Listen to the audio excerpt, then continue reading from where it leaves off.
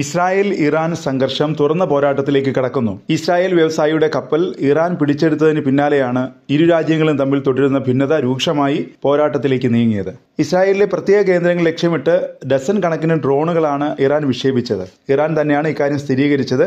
20 kilogram സ്ഫോടക വസ്തുക്കൾ വഹിക്കാൻ ശേഷിയുള്ളവയാണ് ഈ ഡ്രോണുകൾ. ഇന്ത്യൻ സമയം ഞായറാഴ്ച പുലർച്ചെ 2 മണിയോടെയാണ് ഡ്രോൺ ആക്രമണം തുടങ്ങിയത്. ഇറാൻ ആക്രമിച്ചതായി ഇസ്രായേലും സ്ഥിരീകരിച്ചിട്ടുണ്ട്.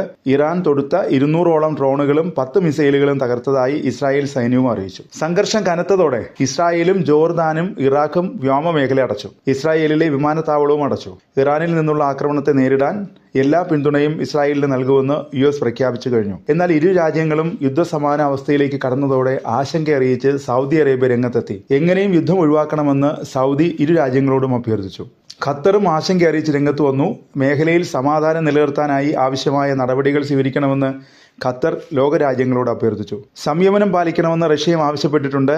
രാഷ്ട്രീയ നയതന്ത്ര ചർച്ചയിലൂടെ മധ്യേഷ്യയിലെ പ്രശ്നങ്ങൾ പരിഹരിക്കാൻ കഴിയുമെന്നാണ് കരുതുന്നതെന്നും റഷ്യ പ്രസ്താവനയിൽ അറിയിച്ചു. ഇസ്രായേലിനെ ലക്ഷ്യമിട്ട് ഇറാൻ ഡ്രോണുകൾ വിക്ഷേപിച്ചതിന് പിന്നാലെ വ്യോമസേനയുടെ ജെറ്റ് വിമാനങ്ങൾ മേഖലയിലേക്ക് അയച്ചിട്ടുണ്ടെന്ന് ബ്രിട്ടന്റെ പ്രതിരോധ മന്ത്രാലയം അറിയിച്ചു. വ്യോമാക്രമണങ്ങൾ പ്രതിരോധിക്കുന്നതിനാണ് വിമാനങ്ങൾ അയച്ചതെന്നും ബ്രിട്ടൻ വ്യക്തമാക്കി. ഇറാൻ ഇസ്രായേൽ സംഘർഷത്തിൽ ഇറ്റലിയും ആശങ്ക അറിയിച്ചിട്ടുണ്ട്.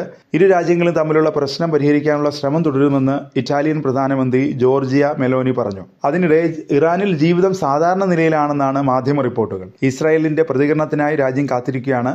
4 പതിറ്റാണ്ടായി തുടരുന്നതാണ് ഇറാനും ഇസ്രായേലും തമ്മിലുള്ള നിഴൽയുദ്ധം. ഇപ്പോൾ അത് മറനീക്കി പുറത്തു വന്നു എന്നേ ഉള്ളൂ. ആദ്യമായാണ് ഇറാൻ ഇസ്രായേലിന് മേൽ നേരിട്ട് ആക്രമണം നടത്തുന്നത്.